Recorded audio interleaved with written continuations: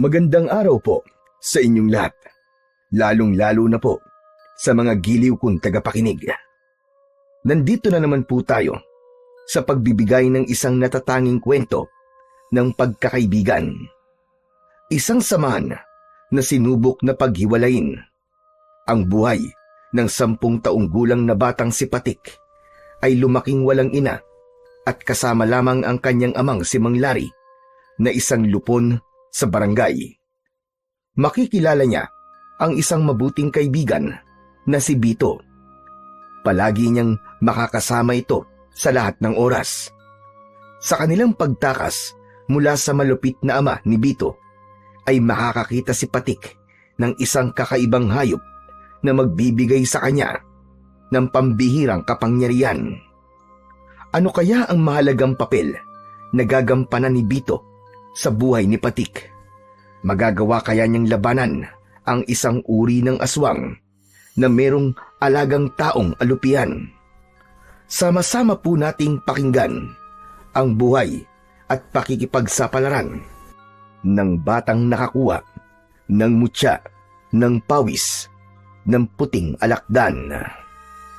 Ngunit bago po ang lahat, mga idol, huwag po nating kalimutang mag-subscribe at i-hit ang notification bell sa aking YouTube channel na The Voice Addict at Apong Isak para sa mas marami pang makapanindig balahibong kwentong aswang at katatakutan mula sa mundo ng kababalaghan.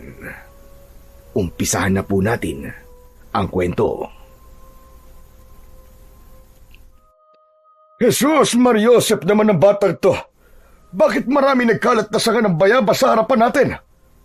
Patik! Patik, nasan ka ba? Diyos ko po naman. Araw-araw na lang na maraming nagkalat na sanga ng bayaba sa bahay natin. Ay nako, kapag hindi ka naman talaga nainis. Patik! Patik, nasan ka ba? Kanina pa kitang tinatawag. Patik! Tay, nandito po ako, pasensya na po. Inayos ko lang po kasi yung goma ng tirador ko eh. Bakit po ba?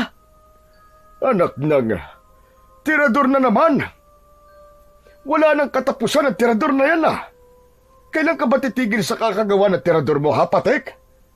Teka, si Bito na naman ba?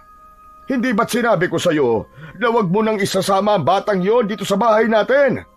Bakit hindi ka nakikinig? Pambihira talaga, oo. Alam mo ba, nasinugod na naman ako ng tatay niya at kung ano-ano raw ang itinuturo mo sa anak niya. Kaya raw hindi na nauutusan sa mga trabahong bahay. Pasensya na po, Mang Larry. Nagpagawa po kasi ako ng tirador kay Patik eh. Pasensya na rin po kung sinugod po kayo ni tatay. Kung lahat ng masasakit na salita sinabi ng tatay mo sa akin ay mabubura ng paghingi mo ng pasensya, aba, matatanggap ko yan. Kaya lang hindi makain eh. Sobrang sama ng mga sinabi ng tatay mo tungkol sa anak ko. Kaya pasensya na rin. Huwag mo nang lalapitan ang anak ko kung maaari lang. Tay, wala naman pong kasalanan si Bito sa ginawa ng tatay niya eh. Wala nga siyang kasalanan, pero siya naman ang dahilan. Hala, sige na, Patik. Ibigay mo na kay Bito ang tirador niya at pauwiin mo na siya sa kanilang bahay. Ayoko na makikita na makikipaglaro ka sa kanya. Naiintindihan mo ba, ha, Patik?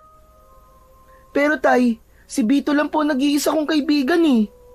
Wala akong pakialam kung siya na lang ang kaibigan mo sa buong mundo. Yung sinabi ko, yun ang masusunod. Baka hindi mo pa ako nakikita magalit, kaya paalisin mo na siya. Bago pa mandilim ang paningin ko sa'yo, linisin mo na rin ang bahay natin, ang kalat-kalat. Bilis-bilisan mo, bago pa tuluyang mag-init ang ulo ko sa'yo. Huwag na po kayong magalit kay Patik. Ako naman po nagpumilit na igawa niya po ako ng tirador eh. Pasensya na po talaga kayo, Mang Larry. Tama nang kakahigi mo ng pasensya, Bito. Ang gusto ko, umalis ka na rin sa bahay namin nang mapanatag na ang loob ko. Pambihira yan, tatay mo na yan. Akala mo kung sino.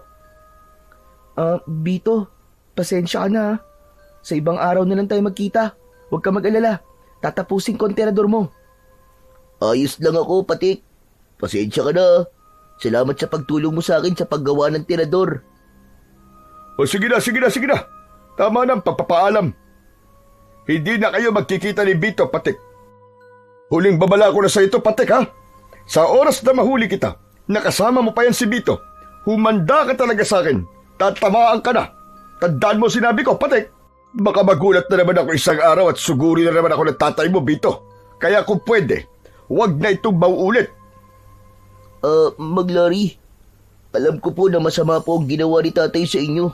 Pasensya na po talaga. Huwag na po niyo akong pagbawalang lumapit kay Patik. Alam mo, Bito, kung ako lang ang tatanungin, gusto ko may kasama ang anak ko sa paglalaro. Pero ang tatay mo si Lito, nako, pinagbantaan niya ako.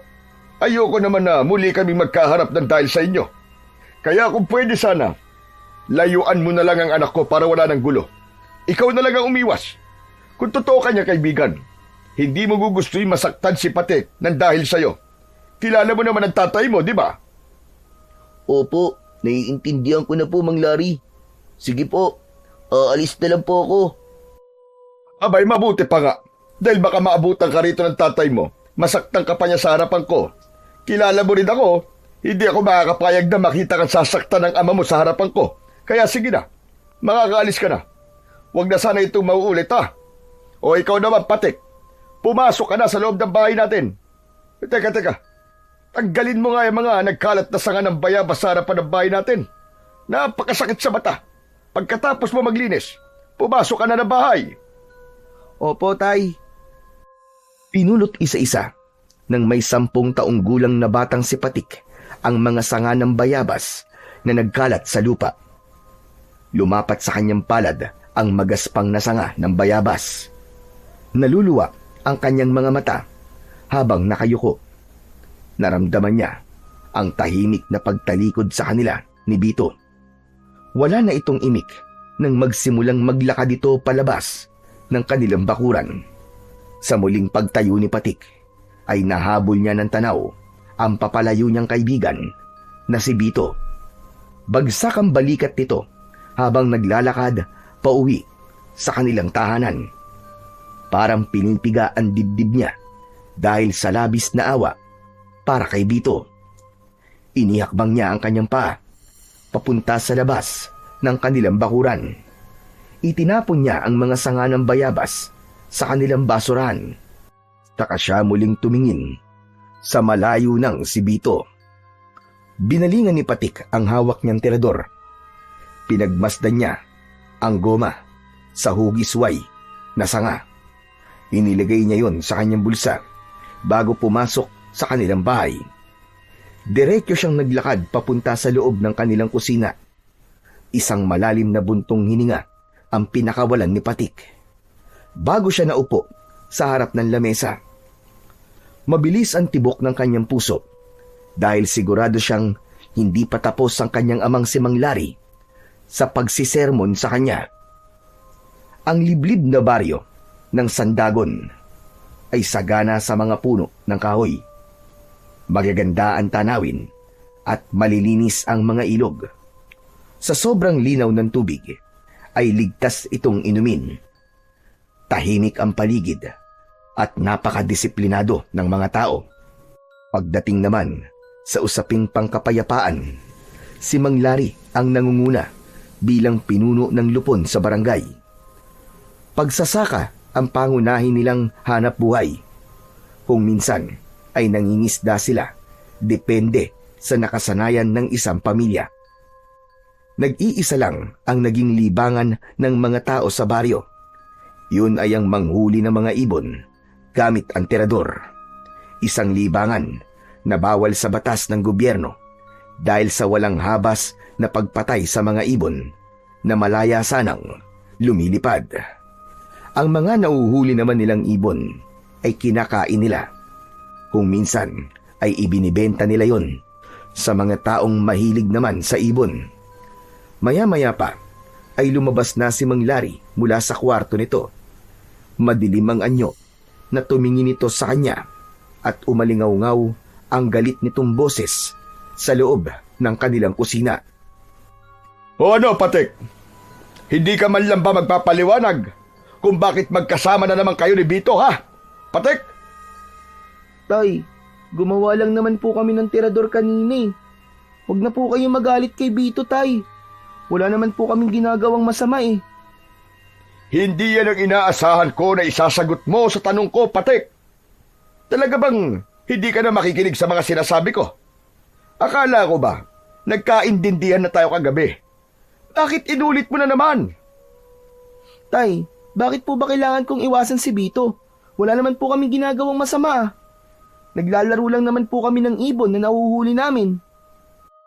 Anong sinasabi mong walang masama sa ginagawa nyo? Kailangan ko pa bang ulit-ulitin sa'yo na iwasan mong makipaglaro kay Bito? Marami naman dyan na pwede mong maging kaibigan na. Basta wag lang si Bito. Iniiwasan ko lang naman na magkaharap kaming muli ni Lito. Kilala mo ko, anak. Ayoko ng gulo. Pero kapag sinaktan ka niya, aba, ibang usapan na yon. Tay, bakit naman po kayo makikipag-away kay Mang Lito?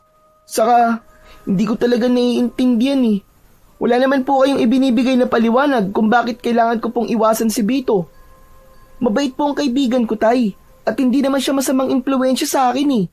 Hanggat wala po kayong sinasabing malinaw na dahilan para layuan ko si Bito, pasensya na po. Hindi ko po iiwasan ang kaibigan ko. Para ko na po siyang kapatid eh.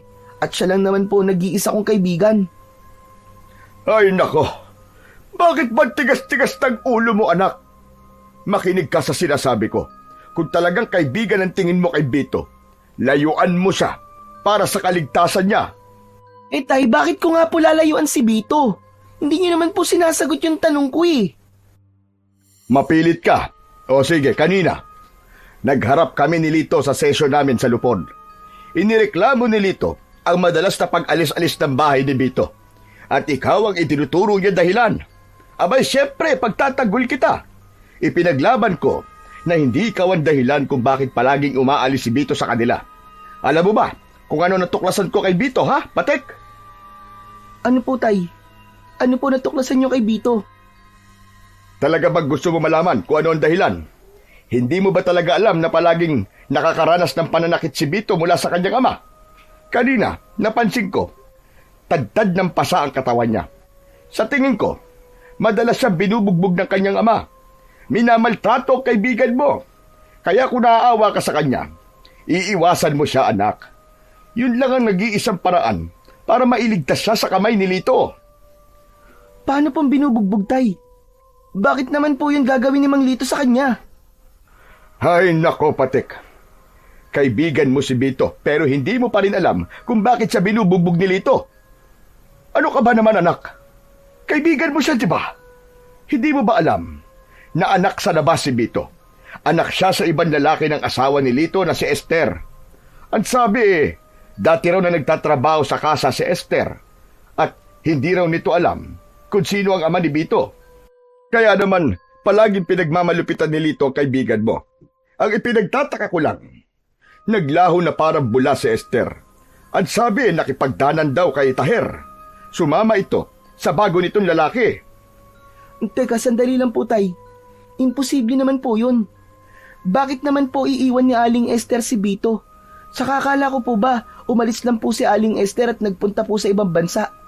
Paano niyo po nasabing nakipagtanan po si Aling Esther kay Mang Taher? May nakakita po ba sa kanila, Tay? Ang sabi meron daw nakakita sa kanila. Yun talaga ang balita, anak Maraming kumakalat na kwento-kwento sa barangay tungkol sa mag-ama, pati na madalas na pananakit ni Lito sa kanyang anak.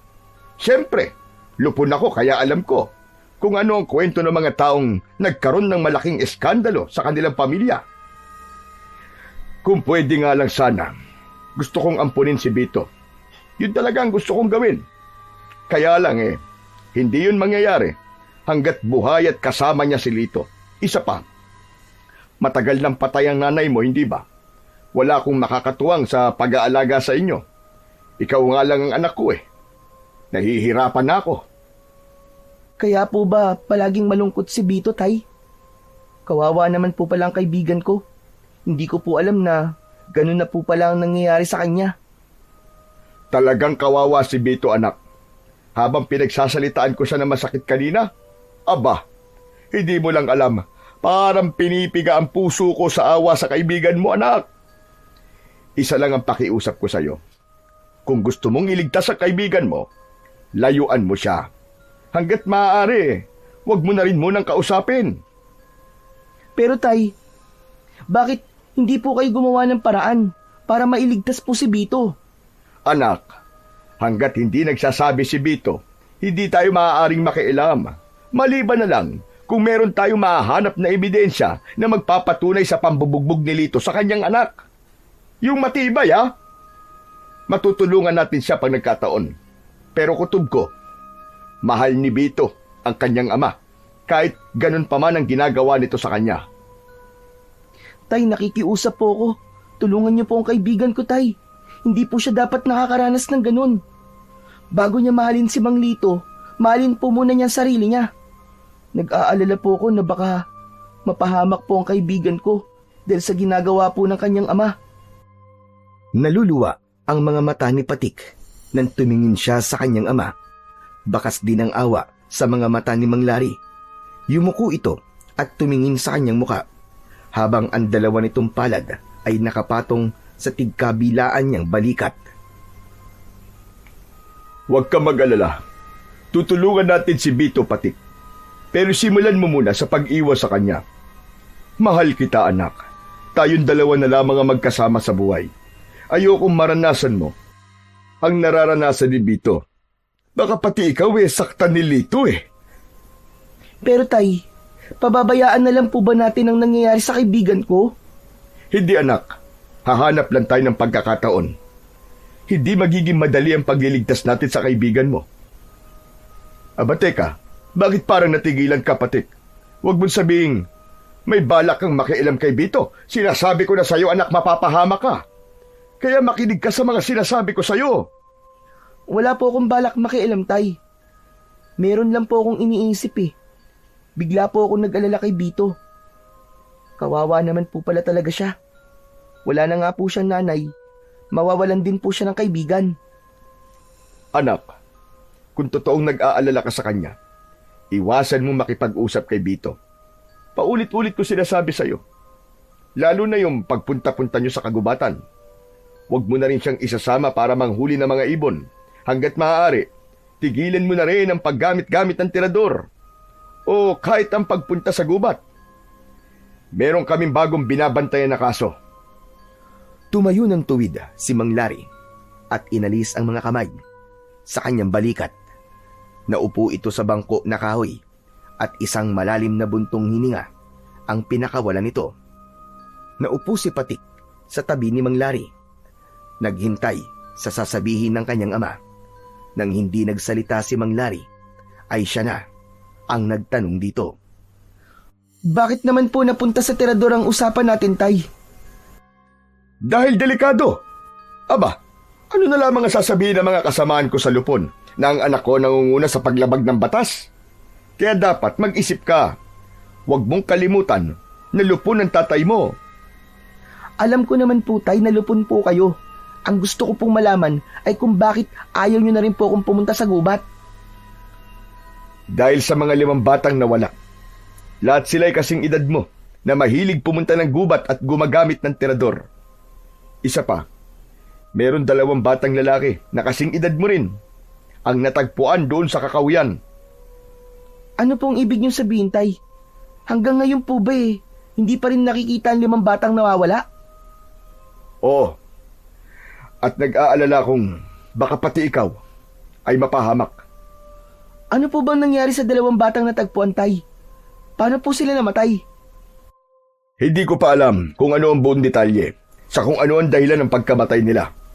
Pag-uusapan pa lang namin mamaya. Pero ang narinig ko wak-wak daw ang tiyan at nawawala raw ang mga laman loob ng bata. Naiwan daw ang 2 puting rosas sa bawat katawan ng mga biktima. Palaisipan pa rin sa amin kung ano ang totoong nangyari sa kanila. Diyos ko, hindi po ba't matagal na pong sakit ng ulo ng mga pulis ang madalas na pagpatay sa mga bata sa baryo natin, tay? Sa lahat po sila ay nilalagyan ng puting rosa sa katawan. Pero wala naman pong mga puting rosa sa baryo natin, tay. Paano po nangyari yun? Kaya nga malalaman namin mamaya. Pag-uusapan pa namin ang mga gagawin. Malakas ang kutob kong pagbabawalan ng mga bata na manghuli ng ibon sa kagubatan. Magkakaroon ng karpyo. Kaya ikaw, anak, makinig ka sa mga sinasabi ko, ha? Huwag ka na munang pupunta sa gubat. Huwag matigas ang ulo. Masyadong delikado para sa'yo. Kutob ko, ang 2 bata na natagpuan sa kakahuyan ay mga batang mahilig rin na manghuli ng ibon sa kagubatan. Nakita pa sa kanilang katawan ng tirador na may malapot na likido. Para bang binuhusan din sila ng asido.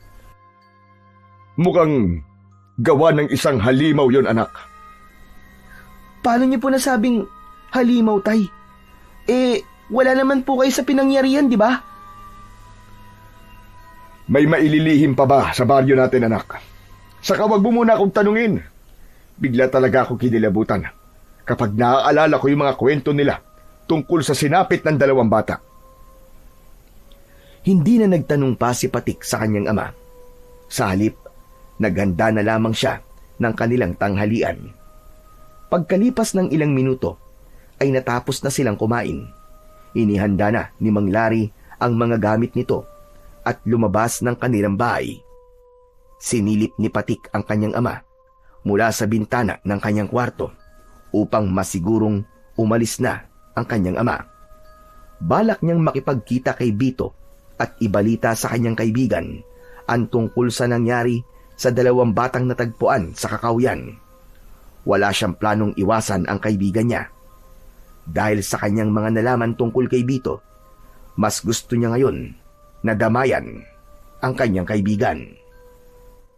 Si Patik ang batang hindi napapakali kapag hindi nalalaman ang kasagutan sa kanyang mga katanungan.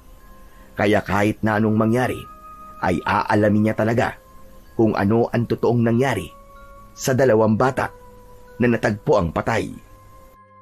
Kasama ang pagsusuri niya sa katawan ng kanyang kaibigan, titignan niya kung totoong may mga pasa sa katawan si Bito. Kaya nang makaalis na ang kanyang ama, sakay ng bisikleta nito, ay mabilis pa sa kidlat na tumakbo si Patik sa labas ng kanilang bahay. Tinahak niya ng mabilis ang daan, papunta sa kakahuyan. Mabilis din ang tibok ng kanyang puso, habang ang hangin ay humahampas sa kanyang muka. Halos hindi na lumapat ang kanyang mga paa sa lupa. Makarating lang sa bahay ni Bito. Pagkalipas ng ilang minutong pagtakbo, ay narating na niya ang bahay ng kanyang kaibigan. Nagtago muna siya sa makapal na halaman. Meron silang tawagan kapag balak nilang magkita at mag-usap. Kailangan sumipol ng 2 beses si Patik para malaman ni Bito na naroon siya sa gilid ng bahay nito. Umalingaw-ngaw ang sipol na ginawa ni Patik. Nagmamadali namang lumabas ng pintuan si Bito habang umiiyak. Kasunod ni Mang Lito na may dalang pamalo. Hala, Diyos ko, totoo nga. Totoo nga ang sinabi ni tatay kanina na binubugbog pala talaga si Bito ng kanyang amang si Mang Lito. Diyos ko po, anong gagawin ko? Saka lamang naalala ni Patik ang tirador sa kanyang bulsa. Dinukot niya yon habang nakatago sa halaman. Bumundol ang kaba sa kanyang dibdib, lalo na nang marinig niya ang boses ni Mang Lito. Sumilip si Patik sa siwang ng mga dahon at mula sa kanyang kinatatayuan ay kitang-kita niya na pinapalo ng sanga ng bayabas si Bito. Naluluwa ang kanyang mga mata dahil sa galit. Nanginginig din ang kanyang kamay habang mahigpit na hawak ang kanyang tirador. Napatungo si Patik sa lupa.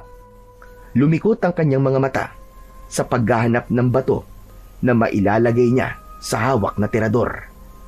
Habang ang boses ng umiiyak na si Bito ang naririnig niyang ingay sa paligid. Bawat hampas at palo sa katawan ng kanyang kaibigan ay kasing lakas din ng pagsigaw nito habang umiiyak dahil sa labis na sakit. Bigla niyang naalala ang kanyang ama. Maswerte pa pala siya dahil lumaki siya sa amang katulad ni Mang Larry. Tama na po! Tama na po tayo! Ang sakit na po ng katawan ko, aray! Tama na po! Hindi na po ako ulit! Tama na po! Tila bingi si Mang Lito sa lahat ng pakiusap ni Bito. Kaya wala nang naisip na paraan si Patik kundi tulungan ng kanyang kaibigan. Nang makakita ng katamtamang sukat na bato sa lupa, ay mabilis niyang ibinala yon sa kanyang tirador. Nanlalamig ang katawan ni Patik dahil sa labis na galit. Buong lakas na hinila niya ang goma at sinipat ang kamay ni Mang Lito, habang abala ang lalaki sa paghawak sa damit ni Bito ay binitiwan naman ni Patik ang goma. Lumipad sa ere ang bato at tumama yon sa kamay ni Mang Lito. Halos magtatatalon sa tuwa si Patik. Narinig niya ang boses ni Mang Lito. Nagsisisigaw ito dahil sa labis na sakit. Nagmumura itong hindi malaman ang gagawin. Namula ang kamay nito at hindi maigalaw. Bumakas ang takot sa muka ng kaibigan niyang si Bito. Napatago sa halaman si Patik nang mapansin na inililinga ni Mang Lito ang paningin sa paligid. Tila ba hinahanap nito kung saan nanggaling ang bato. Maya-maya pa ay narinig ni Patik na tila sinakal ni Mang Lito ang kaibigan niyang si Bito. Pilit nitong pinaamin kung saan nanggaling ang bato. Bigla nitong naisip na tawagin ang pangalan ni Patik. Para bang sigurado ang lalaki na siya ang may gawa nun. Pumasok ito sa bahay na para bang may kukunin. Kaya naman, sinamantala ni Patik ang pagkakataon. Mabilis siyang tumakbo, papalapit sa kinaroroonan ng nakatayong si Bito. Hinawakan niya ang kamay nito at hinila para tumakbo papalayo sa kinaroroonan ng bahay nito. Bilisan mo, Bito! Sumama ka sa akin! Doon tayo magtatago sa tabing ilog! Tara na! Pero, baka makita ka ni tatay. Wala na akong pakialam kahit makita pa ako ni Mang Lito. Tara na! Ang mahalaga, maitakas kita sa mga kamay niya. Alam ko na ang totoong nangyayari sa'yo, Bito. Kaya bilisan mo, para hindi niya malaman kung saan tayo magtatago. Tara na!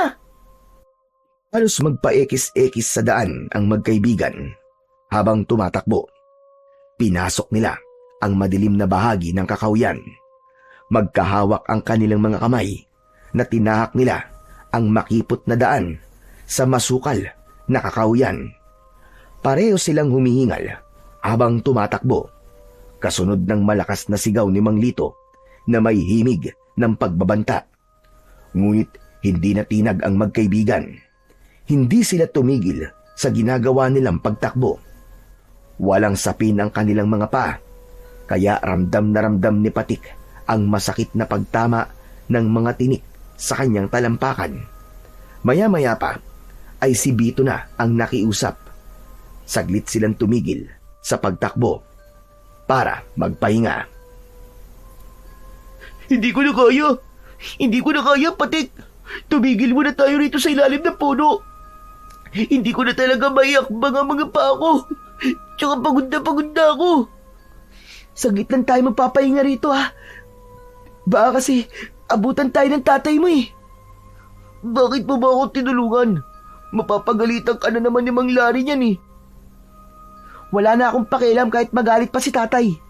Pero, bakit hindi mo sinabi sa akin to? Bakit nagsinungaling ka sa akin? Hindi ko alam na ang mga pasamos sa katawan ay galing na pala sa pananakit ng tatay mo sa'yo. Dahil ayaw kong makulong si tatay. Hindi ko kayang mawala si tatay, Patik. Pambihira ka naman, oo. Ayaw mo nga siya mawala, pero baka ikaw naman ang maunang mamatay sa tatay mo. Sige ka, maagap na magbubukas ang pintuan ng kamatayan mo. Kapag hindi ka gumawa ng paraan para iligtas ang buhay mo. Eh anong gagawin ko, Patik? Pagbali-baliktarin ko man ang mundo, siya pa rin ang tatay ko. Siya ang bumuhay sa akin. Huwag kang ang tanga, Bito. Alam mong hindi mo siya tunay na ama. Papatayin ka niya at wala siyang pakialam kung mamatay ka. Dahil hindi ka naman niya kadugo eh. Isa pa, kahit kailan ay hindi ka niya minahal. Kaya gumising ka na sa katotohanan. Iwanan mo na si Mang Lito. Patik, kung kaya ko lang na iwanan si tatay, matagal ko na yung ginawa. Kaso, hindi ko kaya mawala siya eh. Mahal ko si tatay, Patik. Hindi na nakapagsalita si Patik sa huling sinabi ni Bito. Napatingin siya sa mukha nito habang nakaupo sa ugat ng puno. Biglang gumalaw ang balikat ng kanyang kaibigan. Napansin niya na umiiyak na pala ito. Hindi niya namalayan na tumutulo na rin pala ang luha niya sa kanyang mga mata. Pakiramdam niya ay siya ang nasa kalagayan ng kaibigan niyang si Bito. Wala nang nagawa si Patik, kundi ang ipatong ang kaliwa niyang kamay sa balikat nito at ipadama niya na nandoon lamang siya bilang kaibigan nito. Huwag ka nang umiyak, Bito. Hindi naman habang buhay nasa ganyang kang sitwasyon. Tandaan mo, Bito, para na kitang kapatid at nasasaktan din ako sa nangyayari sa'yo. Teka, ang mabuti pa kaya dito na lamang muna tayo magpalipas ng oras. Sasamahan kitang umuwi sa inyo, pero kailangan na muna nating palipasin ang galit ni Mang Lito. Natitiyak kong galit na galit siya sa nangyari sa kanyang kamay. Hindi mo dapat ginawa yun, Patik. Mas matatanggap ko pananakit ni tatay sa akin kasi sanay na ako Natatakot akong baka balikan ka niya at ikaw naman ang saktan niya. Kapag nangyari yun, magkakagulo at makakalaban naman ni tatay ay si Mang Larry. Ayaw mo rin naman siguro mangyari yun, di ba? Hindi yun mangyayari, Bito. Hindi ko hahayaang magkagulo ang mga ama natin. Sige na, magpahinga na lang muna tayo rito ha. Huwag kang aalis dito. Maghahanap lang ako ng mga bato na pwede kong maibala sa terador natin. Nakita mo ba ang terador mo? Eto, tapos ko nang ayusin. Diyan mo na muna yan, Patik. Isa pa, kung maghahanap ka ng mga bato na ibabala dyan sa terador mo, meron akong alam na maraming nakatambak na bato. Maglakad ka mula rito. Diretso lang at makikita mo ang tambak na mga batong inipon ko mula sa ilog. Sa'yo na yun. Huwag mo nalang ubusin para meron ka pang makukuha sa susunod. Itinaas ni Bito ang hintuturo nitong daliri sa bahagi ng kakahuyan na malapit sa ilog. Sinundan ni Patik ng tingin ang bahaging itinuro sa kanya ng kaibigan. Sige, pupuntahan ko. O paano, dito ka lang ha. Meron pa pala akong hindi nababanggit sa'yo. Pagbalik ko, pag-uusapan natin ang tungkol sa ikikwento ko sa'yo. Isang tango ang itinugon ni Bito sa sinabing yon ni Patik. Pagkatapos ay nagsimula na siyang maglakad papunta sa bahagi ng kakahuyan. Ilang minuto ang lumipas ay narinig niya ang lagaslas ng ilog habang nakatungo siya sa lupa at hinahanap ang tambak ng bato na inipon ni Bito. Ilang saglit lang ang lumipas ay nakita niya ang tambak ng bato. Halos pare-pareho ang hugis ng mga ito. Tila sinadyang pagpantapantayin ang mga batong yon. Kulay puti ang magaspang at bilog na bato. Tangka na sanang kukuha siya ng ilang pirasong bato nang biglang nagulat siya sa nakitang hayop sa ibabaw ng bato. Isang kulay puting alakdan na hindi pa niya napansin nung una na tila pinagpapawisan. Hindi yun umaalis sa ibabaw ng bato na parabang ang pawis ng puting alakdan ang nagbibigay ng basbas sa batong pinagpapatungan nito. Napakunot ang kanyang noo dahil hindi niya nakitang agresibo ang puting alakdan. Parabang maamo yun at hindi nang tutusok ng kamay ng tao. Napatunayan niya yon nang damputin niya ito sa ibabaw ng bato. Nabasa ang kanyang kamay dahil sa pawis ng alakdan, pero nagulat siya nang muli itong tumalon at bumalik sa bato na basang-basa na rin ng pawis ng alakdan. Teka, hindi ba't parang kakaiba ang kulay mo, alakdan? Paano kaya nagkaroon ng puting alakdan ng mga batong to? Ano ba kasing meron sa batong yan? At hindi ka umaalis sa ibabaw niyan, ha? Dala ng kuryosidad ay kinuha ni Patik ang bato kasama ang kulay puting alakdan. Ipinatong niya yon sa kanyang kaliwang palad para sipatin. Alam niyang makamandag ang alakdan. Kaya lang, hindi niya mapigilan ang kanyang sarili na wag itong hawakan. Hinaplos ni Patik ang likod ng kulay puting alakdan. Umangat ang sipit nito sa buntot at muntik siyang matusok nito. Pero hindi siya natakot. Natuwa siya dahil sa kakaibang kulay nito. Kaya naman, isinilid niya sa bulsa ang kulay puting bato at maingat na hinawakan ni Patik ang buntot ng alakdan. Naglakad siyang pabalik sa kinaroroonan ni Bito. Mula sa kanyang kinatatayuan ay tanaw niya ang malungkot na nakaupong si Bito. Malalaki ang hakbang ng kanyang paa na papalapit sana sa kanyang kaibigan. Subalit bigla siyang natigilan nang makitang merong isang lalaki ang nakatayo sa likod ng puno. Nagtago si Patik sa makapal na halaman at pinagmasdan ng kilos ng lalaki. Mahaba ang buhok ng lalaki habang nakatingin sa likuran ni Bito. Walang kaalam-alam ang kanyang kaibigan na meron ng ibang tao na naroon sa lugar na yon. Sino kaya siya? Mukha naman na hindi siya taga rito. Teka, bakit kaya pinapanood lamang niya ang kaibigan ko? Ilang sandali pang naghintay si Patik sa kung ano ang gagawin ng lalaki. Habang ang kanyang dibdib ay para ng binabayo ng maso dahil sa labis na pag-aalala. Hindi niya magamit ang kanyang tirador dahil hawak niya pa rin ang kulay puting alakdan. Hindi niya inaalis ang kanyang paningin sa lalaking tahimik na nakatayo sa likuran ni Bito. Pero hindi nagtagal ay unti-unti itong humakbang papalayo sa kaibigan niyang si Bito. Nang mawala sa kanyang paningin ang lalaki, ay mabilis siyang tumakbo papalapit sa kinaroroonan ni Bito. Nang makarating siya sa tabi ng kaibigan, ay nagtataka itong tumayo. Tumingin ito sa hawak na alakdan ni Patik. Patik, bakit may hawak ang puting alakdan? Hindi yun ang mahalaga sa ngayon, Bito. Hindi mo ba nararamdaman na kanina merong lalaking nakatayo sa likuran mo, tapos pinapanood ka lang niya? Ano ka ba naman, Patik? Tayo lamang nga nandito sa gubat At wala akong napansin na merong ibang tao sa lugar na to. Saka, meron pa bang mas mahalaga ngayon kaysa sa puting alakdan na hawak mo? Hindi mo ba alam na makamandag yan at nakakamatay ang lason sa tusok niyan sa buntot? Alam kong makamandag to, Bito. Pero mas natakot ako kanina sa lalaking walang imik na nakatayo lang dyan sa likuran mo. Tapos bigla siyang umalis. Naglaho sa madilim na bahagi ng kakahuyan. Baka naman namamalikmata ka lang.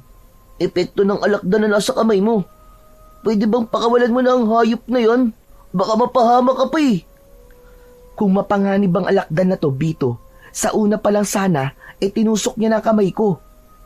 Maamo ang puting alakdan na to at aalagaan ko siya para maging laruan. Wag! Hindi siya laruan, Patik. Kundi isang mapanganib na hayop na dapat mong iwasan. Dahil ang kulay puting alakdan ay bihirang makita sa kalikasan at kadalasang ginagamit sa panaginip, alamat o kwento bilang simbolo ng kakaibang panganib o lihim na kapangyarihan. Hindi siya taga rito, Patik. Alaga siya ng isang matandang ermitanyo na madalas kong naririnig sa mga matatandang nagkikwentuhan tungkol sa hiwaga ng kagubatan. Pasensya ka na, Bito pero hindi ako naniniwala sa mga hiwa-hiwaga na yan Kaya nga hiwaga, di ba? Ibig sabihin nun, kababalaghan, hindi naman totoo. Maniwala ka, Patik. Pakawalan mo na ang puting alakdan na yan kung ayaw mong malagay sa panganib ang buhay mo. Malakas talaga ang kamandag ng mga nilalang nakabaligtaran sa hayop na matatagpuan sa mundo natin. Ang pagkakaiba ng mga hayop sa mundo ng engkanto ay 3 beses ang ulit kumpara sa lakas ng hayop na matatagpuan sa mundo natin. Maniwala ka. Kahit nga ang araw at taon magkaiba rin. Ganon din yan sa kamandag ng laso ng mga hayop na matatagpuan sa mundo nila. Sa tono ng pananalita mo, parang gusto mong paniwalaan ko na totoo ang mundo ng mga engkanto Gaano ba katindi ang kamandag ng isang kulay puting alakdan? Ang kamandag ng alakdan ay binubuo ng komplikadong protina na umaatake sa nervous system natin. Kapag natusok at nakagat ka nito ay magdudulot to ng pamamaga, matinding pananakit ng katawan at lagnat. Pero kapag puting alakdan na nakatusok sa iyong katawan, magkikikisay ang katawan mo at titirik ang iyong mga mata hanggang sa hindi mo na makontrol ang pagbula ng bibig mo. At kahit buhay ka pa, ay parang meron kang asido sa katawan na unti-unting tumutunaw sa iyong laman loob. Bigla naman ako natakot sa sinabi mo. Kaya maniwala ka sa sinasabi ko. Hindi kita hayaan na mapahamak. Kung sa bagay, mabuti na rin yung paniniwalaan ko sinasabi mo, Bito. Kaya lang, hindi naman niya talaga ako sinasaktan eh. Teka, mabuti pa kaya umuwi na lang muna tayo at aalagaan ko na lamang muna tong alakdan. Para kasing gusto ko siyang alagaan eh. Ano ba ang pwede kong magamit para mapigilan ng laso ng kamandag niya kung sakaling tusukin niya ako ng buntot niya? Pabira ka naman talaga, oo. Ang tigas ng ulo mo. Talaga bang hahangarin mo pang matusok ka ng puting alakdan?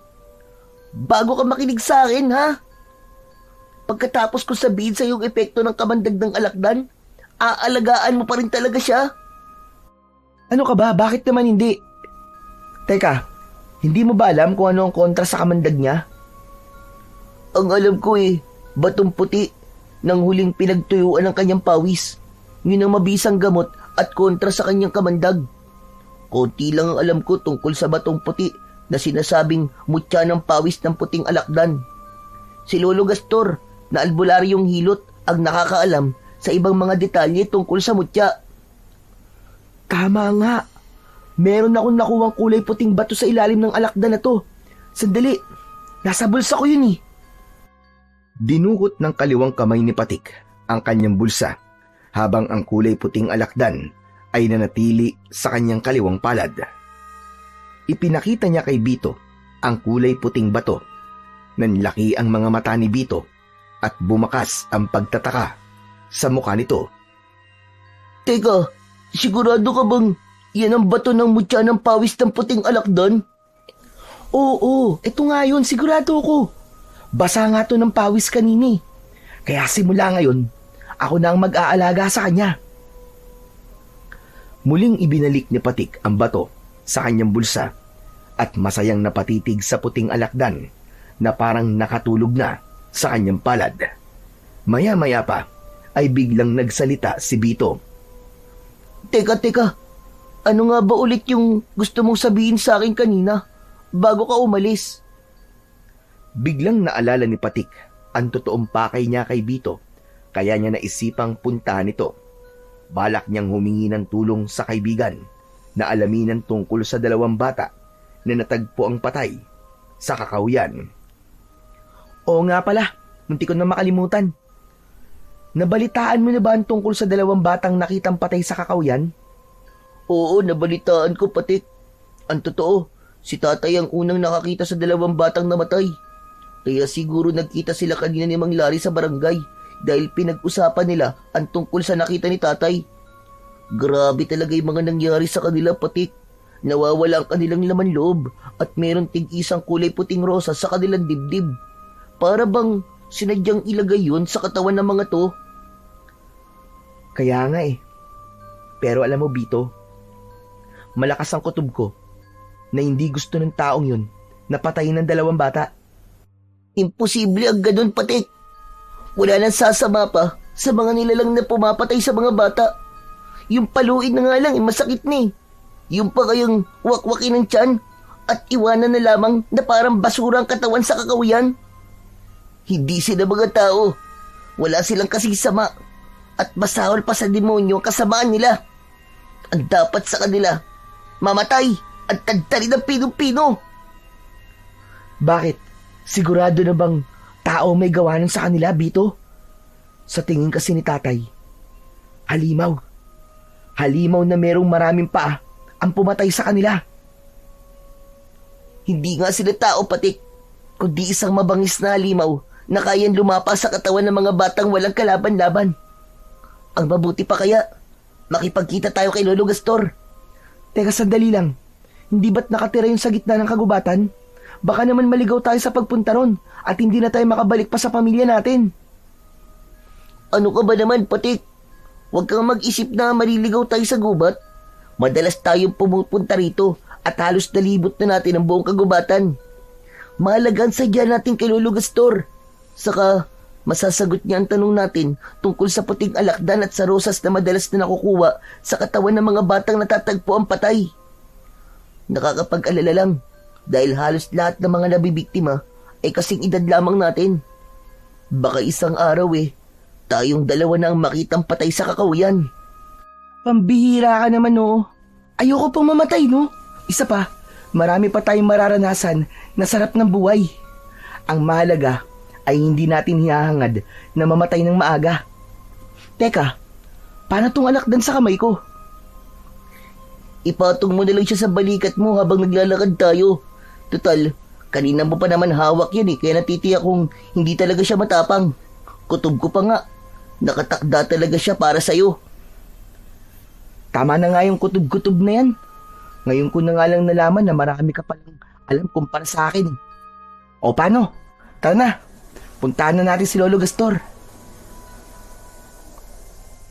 Pagkatapos magkasundo ng magkaibigan, ay naglakad sila paalis sa lugar na yon.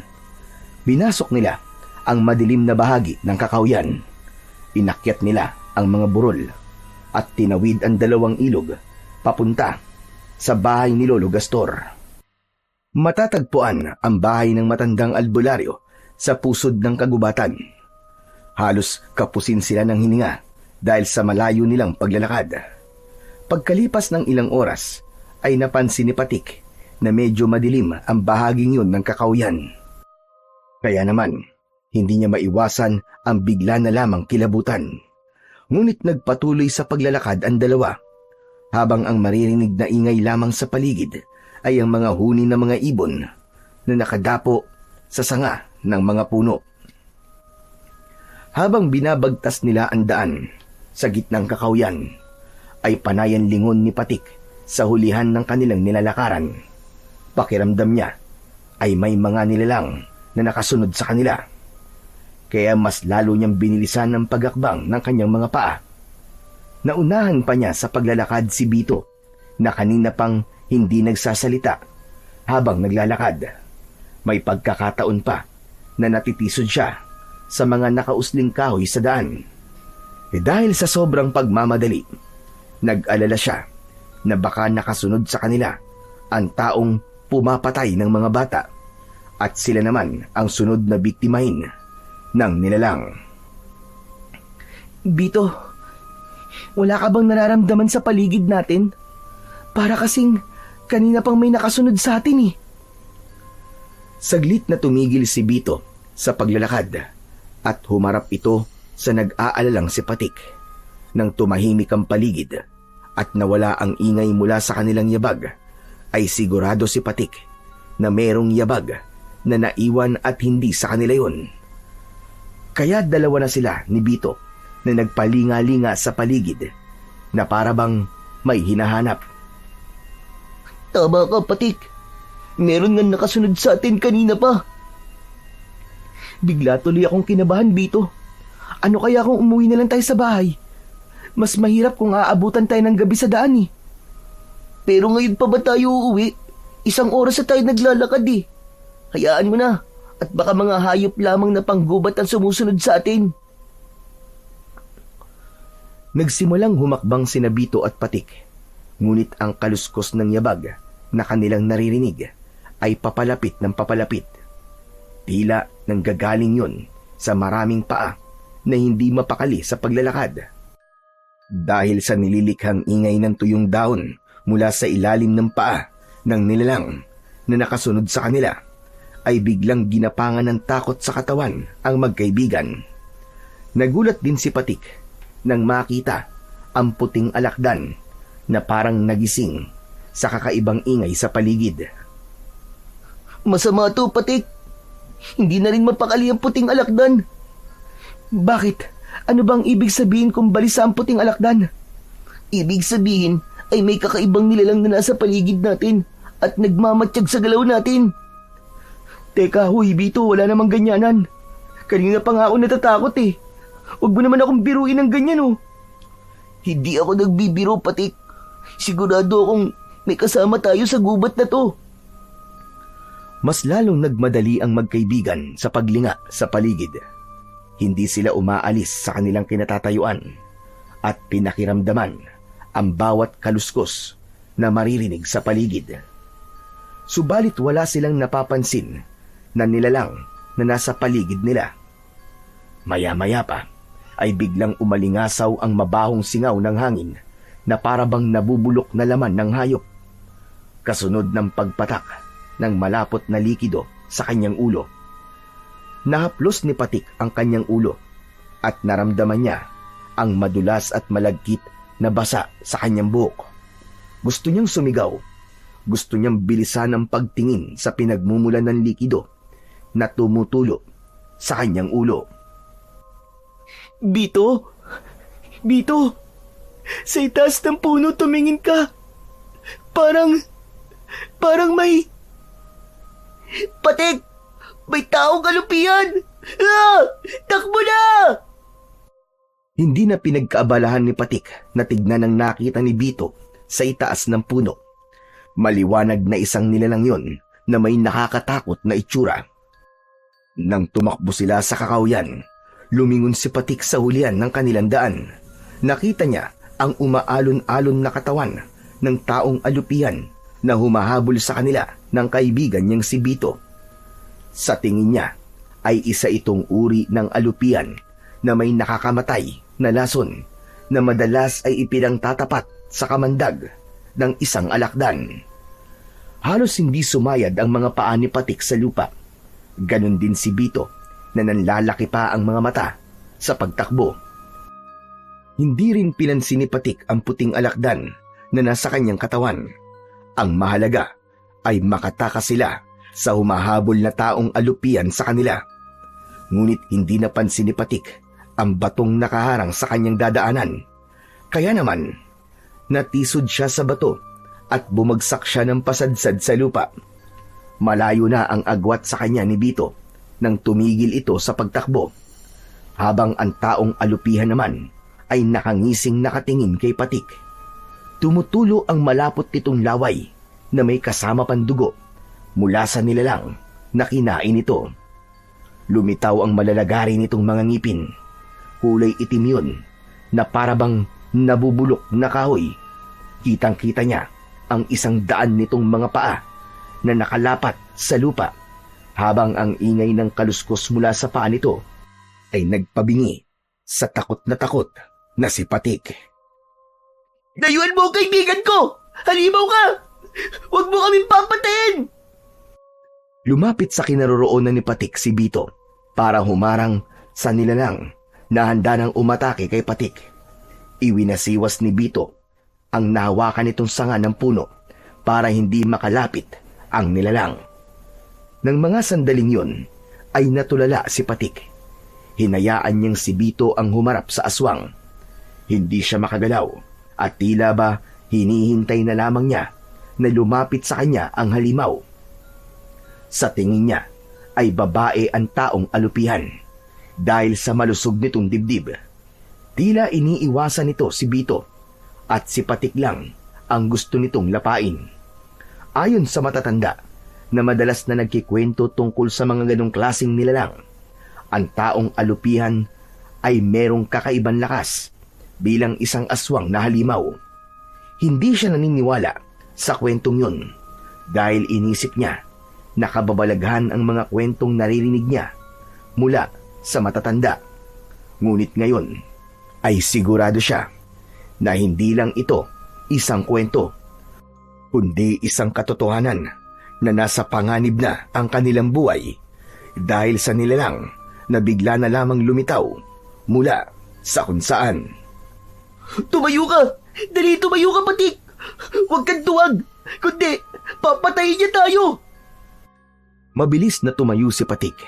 Sa pagkakataong yun ay nakabawi na siya ng lakas. Hindi nila inaalis ang tingin sa taong alupihan. Tumingala ito at humuni na parang sa ahas.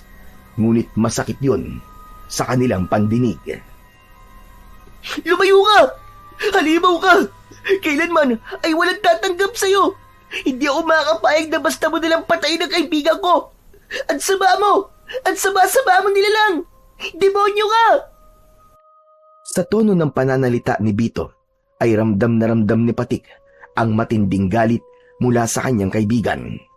Kaya ang mahinang pagwasiwas nito ng kahoy sa hangin ay mas bumilis hanggang sa bumigat at maging mabagsik ang hampas nito gamit ang kahoy.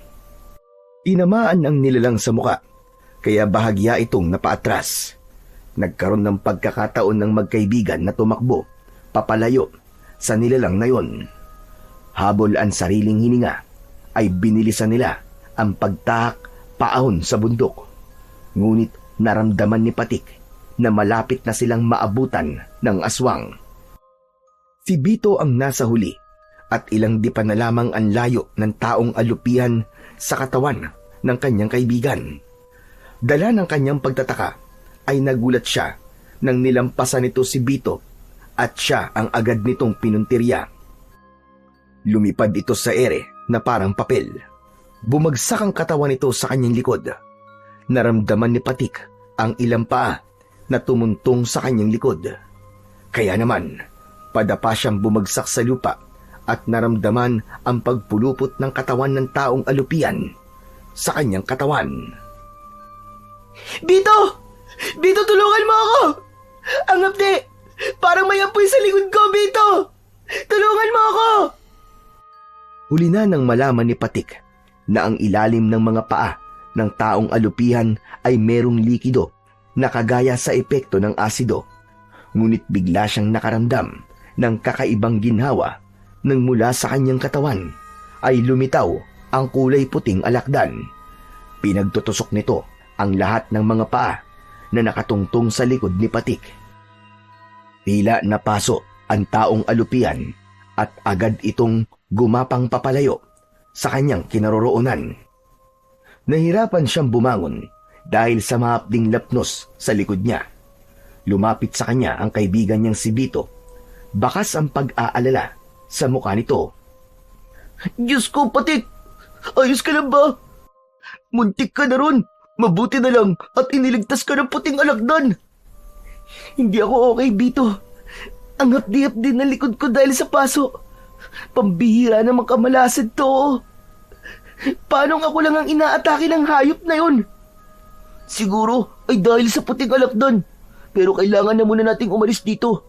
Malapit na ang bahay ni Lolo Gastor dito. Halika, kumapit ka sa kamay ko at aalalayan kita maglakad.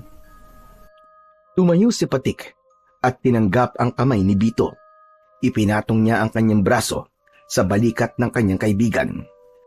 Pagkatapos ay humawak ang kamay nito sa kanyang bewang. Ika-ikang naglakad si Patik dahil sa tama niya sa likod. Pagkalipas ng ilang minuto, sa wakas ay narating na nila ang bahay ni Lolo Gastor. Marami ang nakatanim na halamang gamot sa palibot ng bakuran, habang ang mga sanga ng puno ay nakasabit sa bubong ng kubo. Gawa yon sa kugon at yari naman sa kawayan ng dingding. Tahimik ang lugar at halos wala nang makikitang hayop sa paligid. Indikasyong pagtatanim lang ng halaman ang pinagkakaabalahan ng matandang nakatira doon. Isang malalim na buntong hininga ang pinakawalan ni Patik bago sila lumapit at pumasok sa bakuran ng matanda. Nang makalapit sila sa tapat ng pintuan ng bahay, ay doon na tumawag si Bito. Tao po! Tao po, Lolo Gastor! Tao po! Nandyan po ba kayo? Lolo Gastor! Narinig ng dalawa ang mabigat na yabag ng paa mula sa sahig ng bahay. Kasunod ang pagtunog ng panara ng pinto. Nagawa naman sa tabla. Bumukas ang pintuan at sumilip ang isang payat na matandang lalaki. Sa tingin niya ay yun na si Lolo Gastor. Payat ang matanda at mahaba ang buhok. Kapansin-pansin ang kulay kayumangging mga mata ng matanda. Bakit kayo tumatawag? Ano ang kailangan nyo? Lolo Gastor, tulungan niyo po kaibigan ko. May sugat po siya. Gamutin niyo po siya. Sugat ba ka mo? Abay, sino naman ang may gawa? Isang taong alupian po. Napaso po siya ng malaasid ng paa ng halimaw na yun. Tulungan niyo po kami. Nakikiusap po ako, Lolo Gastor. Sa pagkakataong yun, ay hinayaan ni Patik na makipag-usap si Bito sa matandang si Lolo Gastor. Pakiramdam niya ay biglang naparalisa ang kanyang katawan. Namamanhid ang kanyang likod at nanginginig ang kanyang katawan dahil sa taas ng lagnat niya. Naipikit niya ang kanyang mga mata. Ni sa panaginip ay hindi niya naisip na mararanasan niya ang ganong klaseng pakiramdam. Naramdaman niya ang kamay ni Lolo Gastor. Inalalayan siyang maglakad papasok sa bahay nito. Ni hindi niya magawang tignan ang itsura ng bahay na pinagdalhan sa kanya. Para siyang unti-unting nanghihina at ayaw gumalaw ng kanyang paa para maihakbang. Maya-maya pa ay naramdaman niya ang matigas na katre sa kanyang tiyan at dibdib. Padapang lumapat ang kanyang tiyan at dibdib sa banig na gawa sa abaka. Naamoy niya ang insenso't kamangyan, pati na ang langis na inihaplas ng matanda sa kanyang likuran. Pero nagulat ang matanda sa biglang paglitaw ng puting alakdan sa balikat ni Patik. Kung ganun pala, siya ang napili ng puting alakdan, Bito. Opo, sa kanya po nagpakita ang kulay puting alakdan na dati na ninyong ikinikwento sa akin. Kung ganun, ay palatandaan ito ng muling paglitaw ng kulay puting rosas sa mga bangkay ng mga batang may edad 10 taong gulang. Masama ito dahil pahiwatig ito ng muling pagsalakay ng diwatang isinumpa ng kalikasan. Ang nilalang na hindi matahimik at punong-puno ng inggit sa katawan. Gustong magtanong ni Patik kung ano ang ibig sabihin ng mga pinag-uusapan ng dalawang taong nasa tabi niya. Pero hindi niya magawa dahil sa paninigas ng kanyang panga. Mas nangibabaw ang katahimikan ng dalawa. Biglang pumasok sa isip ni Patik ang mga ibinilin sa kanya ng kanyang amang si Mang Lari. Hindi siya nakinig dito. Pumunta pa rin siya sa kagubatan. Kaya nandito siya ngayon. Nararamdaman ang masakit na epekto ng likido mula sa kamandag ng taong alupihan. May posibilidad po bang sila ang may gawa sa mga natagpuan na dalawang bata sa kakawian? Oo, sigurado kung sila nga ang may gawa nun. Hindi ko alam kung paano sila mapipigilan. Nag-aalala ko sa malaking kaguluhan na mangyayari sa baryo natin. Kung may bagong hinirang na tagapangalaga sa puting alakdan, marahil ay nakuha na rin ng kaibigan mo ang mutya ng pawis ng puting alakdan. Malalagay siya sa panganib kapag hindi niya napag-aralan kung paanong gagamitin ang mutya. Paano pong malalagay sa panganib ang buhay ng kaibigan ko, Lolo Gastor? Dahil sa bato na unti-unting bumabalot sa kanyang katawan, ang mutya ang tunay na nakapagpapagaling sa kaibigan mo. Sigurado ka na ba sa desisyon mo, Bito? Opo, sigurado po ako, Lolo Gastor. Hindi maintindihan ni Patik kung ano ang desisyong tinutukoy ni Lolo Gastor sa kaibigan niyang si Bito. Habang nararamdaman niya ang pagbigat ng talukap ng kanyang mga mata, bago siya nakatulog ay naramdaman pa niya ang pagtusok ng buntot ng alakdan sa kanyang batok. Hindi yun napapansin ng dalawa dahil abala ang mga ito sa pag-uusap ng tungkol sa mga biktimang natatagpuan sa kakahuyan, hanggang sa tuluyan na ngang nagdilim ang kanyang paningin. Mula sa malalim na tulog ay nagising ang diwa ni Patik. Naramdaman niya ang pagdampi ng tela sa kanyang pisngi at braso. Dahan-dahan siyang nagmulat ng mga mata at mabilis na napabalikwas ng bangon. Napako ang kanyang paningin sa telang hawak ni Bito. Nag-aalala itong napatitig sa kanyang mukha. Bito, anong oras na? Gaano katagal ako nakatulog? Magdamag kang nakatulog, Patik. Kaya nga, nag-alala ako sa iyo dahil matagal kang nawalan ng malay. Pasensya ka na Hindi namin alam na may tusok ka na ng alakdan sa batok. Mabuti na lang at iniligtas ka ng mutya kaya walang nangyaring masama sa iyo. Nalaman namin na ginamot ka ng puting alakdan para mawala ang lason mula sa kamandag ng paa ng taong alupihan. Napatigil sa pag-uusap ang dalawa nang pumasok sa loob ng kwarto ang matandang si Lolo Gastor. May dala itong baso na merong dahon ng ikmo. Dinikdik yun at inilagay ang katas sa baso.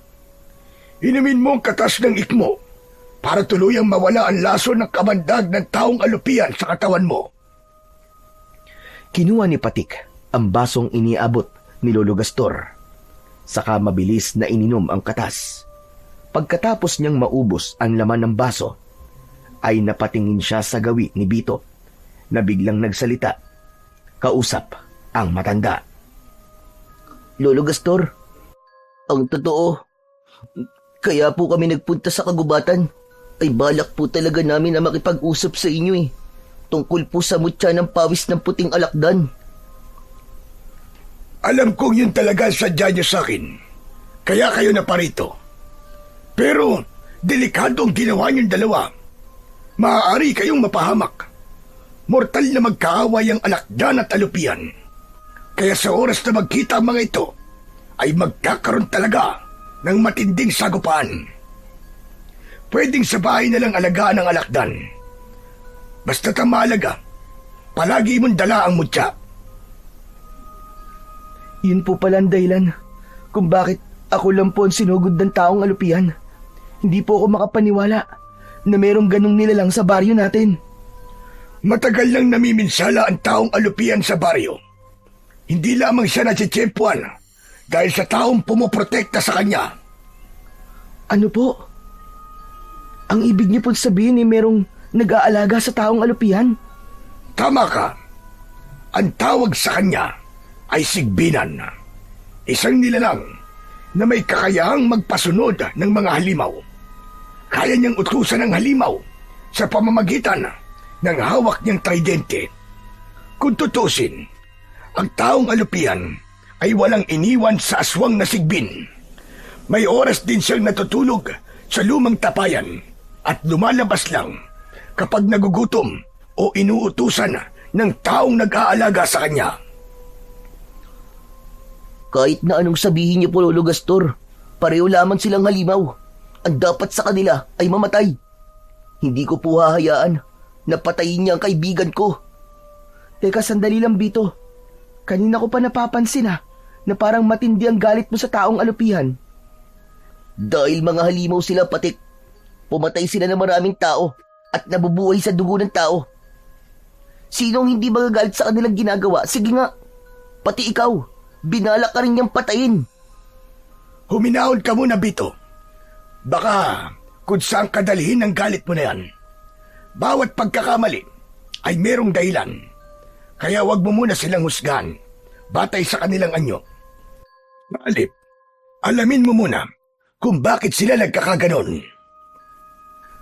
Tila may laman ang sinabi ni Lolo Gastor habang nakatingin ito kay Bito. Sa isip ni Patik ay nararamdaman niyang merong hindi sinasabi sa kanya ang kaibigan. Tumayo si Bito at nagpaalam na lalabas muna ng bahay.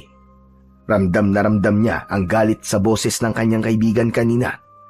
Napatingin siya sa gawi ni Lolo Gastor. Kinuha nito ang basong walang laman sa kamay ni Patik.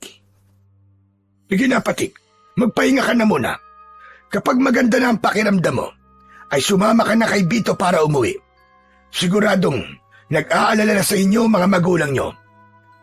Maraming salamat po sa tulong nyo, Lolo Gastor. Ingatan mo ang puting alakdan at ang mutyang nasa bulsa mo. Yan ang malakas na kapangyarihan. Natatalo sa sigbinan na nag-aalaga sa taong alupian. Mag-iingat ka. Huwag maliitin ang kakayahan ng dalawang nilalang.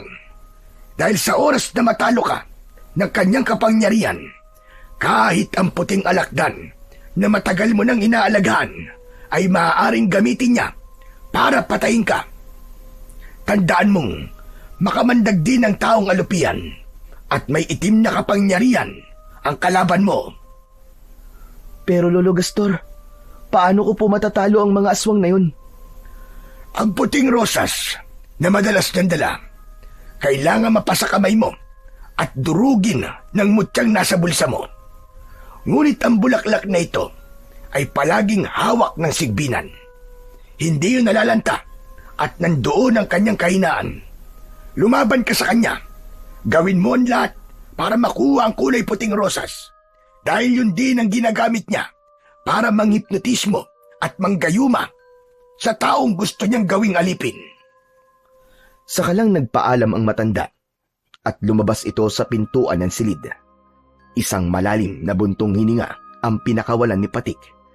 Pinagmasdan niya ang natutulog na puting alakdan sa kanyang tabi. Muli niyang kinuha ang puting bato sa kanyang bulsa at hinawakan ang kanyang tirador. Naisip niya na ano kayang mangyayari kung ang mutya ang ibala niya sa tirador. Merong kayang epekto ang mutyang to sa aswang na yun? Bakit kaya kailangan ko pang makuha ang puting rosas ng aswang? Ano kaya ang dahilan at simbolo ng rosas ng aswang? Dahil para sa akin, ang simbolo ng puting rosas ay dalisay na pag-ibig at kalinisan. Pero sa aswang na sigbinan, ang rosas ay may ibang kahulugan. Nahulog sa malalim na pag-iisip si Patik habang nakaupo sa katre. Maya-maya pa ay nakarinig siya ng yabag ng mga paa. Nakita niya si Bito at lumapit ito sa kanya. Bakas ang pag-aalala sa mga mata nito dahil alam nilang sa kanilang pag-uwi ay haharapin nila ang galit ng kanilang mga ama. Kailangan na nating umuwi sa bahay. Paniguradong nag-aalala na si Mang Larry. Pero ikaw, Bito, paano ka? Sanay na ako sa bugbog at palo ni tatay. Kaya wag mo na akong alalahanin. Ang ikinakatakot ko lang ay baka madamay na naman kayo sa galit ng tatay ko. Ano kaya, Bito, kung wag ka na lang munang umuwi sa inyo? Total naman hindi naman siya nag-aalala sa'yo Baka nga matuwa pa yun kapag nawala ka Patik, kahit ganun si tatay, hindi ko kayang gawin ang sinasabi mo sa kanya. Umaasa pa rin akong magbabago si tatay, kahit hindi niya ako kadugo. Isang malalim na buntong hininga ang pinakawalan ni Patik bago siya tumayo at kinuha ang alakdan. Kasunod ang pagkuha niya sa tirador at isinuot niya yon sa kanyang leeg. Paglabas nila ng kwarto ay nadatnan nila ang matanda na nagtatanim ng mga halamang gamot. Tumayo si Lolo Gastor nang maramdaman ito ang presensya nila. O ano? Ngayon na ba ang alis nyo?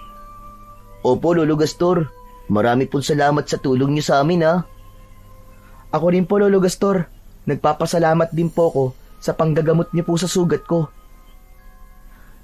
Hindi ako ang gumamot sa likod mo, Patik, kundi ang alaga mong alakdan. Maswerte ka at napunta yan sa'yo. O hala, sige na. Umalis na kayo. Dito na kayo dumaan sa likod ng bahay ko para siguradong ligtas kayong makakauwi sa bahay nyo. Itinuro ng matanda ang malinis na daan papunta sa kakahuyan. Sadyang daan yon para sa mga taong pumupunta sa bahay ng matanda para magpagamot. Mabilis ang kanilang paglalakad na tinahak ang daan pauwi sa kanilang bahay. Pagkalipas ng 1 oras ay narating nila ang kanilang bahay. Naunang umuwi si Bito, panghuli naman si Patik na nag-aalala kung papasok ba o hindi sa bahay nila. Nagulat na lamang siya nang biglang may humablot sa kanyang braso. Itinulak siya nito at bumagsak siya sa lupa. Naramdaman niyang nahulog ang kulay puting alakdan mula sa kanyang balikat. Napatukod ang kanyang kamay sa lupa at nagtatakang napatingin sa madalim na anyo ni Mang Lito. Sandali lang po, Mang Lito. Bakit po ba kayo nananakit? Magpasalamat pa nga po kayo at iniligtas ko ang anak nyo sa kalupitan nyo. Hindi na po talaga makataong pagpaparusa nyo kay Bito. Para kayong hindi tao sa ginagawa nyo sa kaibigan ko. Sayang ang pagmamahal niya sa inyo. Hindi pinakinggan ni Mang Lito ang sinabi sa kanya ni Patik. Dinuro siya nito sa muka. Halos magwala ito sa galit habang hinahanap ang anak. Nang dahil sa malakas na boses ni Mang Lito, ay narinig yun ng kanyang ama na si Mang Larry. Mula sa bintana ng silid nito ay tumalon ng kanyang ama at sumugod sa kinaroroonan ni Mang Lito. Magkakasunod na suntok ang dumapo sa muka ni Mang Lito. Bumagsak ito sa lupa habang nagmumura sa galit. Hindi pa nasiyahan ang kanyang ama. Umibabaw ito sa tiyan ni Mang Lito. Pinaulanan ulit ito ng suntok ang muka ni Mang Lito na nagpupumilit bumangon para makawala sa galit na si Mang Lari. Ngayon lang nakita ni Patik na nagalit ng ganun ang kanyang ama. Kaya tumayo siya at lumapit sa kanyang ama para pigilan ito sa pambubugbog nito kay Mang Lito. Tay! Tama na po! Tama na, Tay! Baka mapatay niyo po si Mang Lito! Bitiwan mo ako! Papatayin ko talaga ang hayop na to! Baka talaga kaya niya saktan! Ngayon, sige! Lumabang ka sa aking hayop ka! Papatayin kita! Tama na po, Tay! Pakawalan niyo na po si Mang Lito! Tay, tama na po! Nakikiusap ako! Saka lang tumigil sa pagsuntok si Mang Lari sa nakahigang si Mang Lito. Pumutok ang labi nito at may dugong umagos sa bibig ni Mang Lito. Humihingal sa galit si Mang Lari bago ito tumayo, habang si Mang Lito naman ay mabilis na bumangon at tumakbo papunta sa kakahuyan. Bumaling sa kanya si Mang Lari at galit na galit itong hinawakan siya sa braso. Lintik kang bata ka! Saan ka ba nanggaling, ha? Magdamag ako naghanap sa'yo. Hala, sige, doon tayo sa loob ng bahay mag-uusap. Sa kabila ng pagkaladkad ni Mang Lari kay Patik, ay nagawa pa rin niyang damputin ang alakdan na gumagapang sa lupa. Hindi yun napansin ng kanyang ama dahil sa labis nitong galit sa kanya. Pagdating nila sa loob ng kanilang bahay, ay halos kapusin ng hininga ang kanyang ama dahil sa pagtitimpi nito ng galit. Hindi ko na alam kung ano ang gagawin ko sa'yo, Patik. Halos mamatay ako sa pag-aalala sa'yo kung saan-saan kita hinanap. Akala ko kung napano ka na. Mabuti na lamang at nalaman ko nakasama mo si Bito. Sa barangay hall pa lang, muntik na kami magpang-abot ni Lito. Nagwawala siya, tinahanap ka. Ikinuwento niya ang ginawa mo sa kamay niya. Nagreklamo siya. Patawarin niyo po ako, Tay. Hindi ko po sinasadya yun. Hindi ko po akalain na mangyayari sa amin yun eh. Nakita po namin kagabi ang taong alupihan, Tay. Napahamak po ko at nawalan po ng malay. Mabuti na lang po at tinulungan po kami ni Lolo Gastor. Ano ka mo? Anong taong alupihan ang sinasabi mo? Saka, paano ka napahamak? Alam na po namin kung sino po ang pumapatay sa mga bata na natatagpuan po sa kakahuyan. Isang taong alupihan po, Tay, na inaalagaan po ng sigbinan ang may gawa nun. Kung ganun, ang sinasabi mo muntik kayong mapahamak ay dahil inatake kayo ng aswang na taong alupihan? Opo, Tay. Hinabol po kami ng taong alupihan. Mabuti na lang po talaga at nakaligtas kami ni Bito. Bumundol ang kaba sa dibdib ni Patik nang maalala ang tungkol sa kanyang kaibigang si Bito. Nag-alala siya na baka sakta na naman ni Mang Lito ang kaibigan niya. Kaya naman, napahawak siya sa braso ng kanyang ama. Tay, pakiusap, puntahan po natin si Bito. Tsak nasasaktan na naman siya ni Mang Lito eh. Sige na po, parang awa niyo na po, Tay. Puntahan po natin si Bito. Tumigil ka! Hindi na tayo makikialam sa kanila. Kung hindi mo ako napigilan kanina, naku, ewan ko na lang. Baka napatay ko na ang Lito na yon. Tay, sige na po. Kahit ngayon lang, pangako po, huli na po talaga to. Basta't iligtas niyo lang po si Bito. Puntahan po natin sila sa bahay nila. Tara na po, Tay. Matagal na napatitig si Mang Lari sa mukha ng kanyang anak. Napansin ni Patik ang unti-unting pagkawala ng bakas ng galit sa mukha ng kanyang ama. Kaya bumitiw siya sa braso nito. Pumasok ng walang imik si Mang Lari sa silid nito. Maya-maya pa ay bumalik ito, dala ang isang baston. Tara, punta natin si Bito. Pero sinasabi ko sa'yo, ha? Huli na to. Hindi na tayo makikialam sa kanila. Maliban na lang kung makikita nating pinapatay na ni Lito ang bata. Opo, Tay. Salamat po. Ay, teka, sandali lang po, Tay. Kailangan ko po munang magpalit ng damit. Mabilis na pumasok sa loob ng kanyang kwarto si Patik. Ang totoo ay balak din niyang iiwan ng kulay puting alakdan at ang dadalhin lamang niya ay ang tirador at ang mutya ng pawis ng puting alakdan na nasa kanyang bulsa. Pagkalipas ng ilang minuto ay nakapagpalit na nga ng damit si Patik. Paglabas niya ng kanyang silid ay wala na roon ang kanyang ama. Nauna na itong lumabas ng kanilang bahay habang hinihintay siya. Bakit ang tagal-tagal mo? Halika na! Kanina pang umalis si Lito, baka kung ano na nangyayari kay Bito. Mabilis na lumapit si Patik sa kinaroroonan ng kanyang ama. Kasabay ng pagtakbo nila papunta sa kakawyan. Halos hindi lumapat ang kanilang mga paa sa lupa dahil sa pagmamadali. Habang ang dibdib naman ni Patik ay para ng binabayo ng maso dahil sa labis na pag-aalala. Pagkalipas ng ilang minuto ay narating na nila ang bahay ni Mang Lito, pero nagulat sila sa kanilang nadatnan. Nagtago ang mag-ama sa likod ng puno habang nakasilip si Patik sa kinaroroonan ni Mang Lito at Bito. Nagulat si Patik nang makilala ang kaharap ng mag-ama. Hindi siya maaaring magkamali. Yun ang lalaking nakita niya na nakatayo sa likod ni Bito habang nakaupo ito sa ugat ng puno. Mas lalong kinabahan si Patik nang magsalita ang lalaking may mahabang buhok. Kung sasaktan mo lang ang anak ko, ang mabuti pa, ibigay mo na lang siya sa akin. Dahil kung hindi, ako ang papatay sa iyong hayop ka. Hindi ako sasama sa inyo. Hindi ko kayo tatay. Wala akong amang isang halimaw. Hindi ko kayo matatanggap. Layuan niyo kami ng tatay ko. Halimaw ka! Halimaw! Mula sa kinaroroonan ng mag-amang sina Patik at Mang Lari ay dinig na dinig nila ang usapan ng mga ito. Kaya hindi makapaniwala si Patik sa kanyang mga natuklasan. Tay, ang lalaking yun. Siya po ang tunay na ama ni Bito. Kung ganun, siya po si Mang Tahir. Oo anak, narinig kong tinawag niyang anak si Bito. Pero bakit ayaw sumama ni Bito sa kanyang ama? Muling pinakinggan ng mag-ama ang pag-uusap ng mga ito hanggang sa nagpumilit ang lalaki na kunin si Bito sa kamay ni Mang Lito.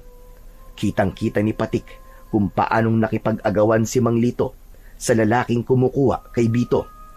Mas nanlaki ang mga mata ni Patik nang makita ang biglang paglitaw ng taong alupian sa likod ni Mang Lito. Bigla nitong pinuluputan ang leeg ni Mang Lito. Umiiyak na kinagat ni Bito ang katawan ng taong alupian. Kaya nagpasya sina Mang Lari at Patik na lumabas na sa kanilang pinagtataguan. Layuan mo ang kaibigan ko! Halimaw ka! Pakawalan niyo si Manlito! Natigilan ang mga ito sa biglang pagsasalita ni Patik. Dumampot ng bato si Patik, saka ibinala sa kanyang tirador. Itinutok niya yon sa katawan ng taong alupian. Mabuti na lang at hindi pa ito nagpapalabas ng malaasidong likido na posibleng papatay kay Mang Lito. Ngunit ang lalaking merong mahabang buhok ay bigla na lamang nagbago ang anyo. Nagkaroon ito ng umuusok na tridente at naging isang mabangis na halimaw na parang isang kambing na may baluktot na 2 sungay. Kayo ang lumayo sa akin dahil ang kinukuha ko lang ay ang anak ko. Patik! Umalis na kayo! Mapapahamak kayo dito, Patik! Hindi ko alam na ang sigbina na tinutukoy ni Lolo Gastor ay ang tunay mong ama. Nagsinungaling kang hindi mo kilala ang halimaw na yan. Siya ang lalaking nakita ko sa gubat. Patik, paano ko sasabihin sa iyo ang buong katotohanan na silang dalawa ang totoo kong mga magulang?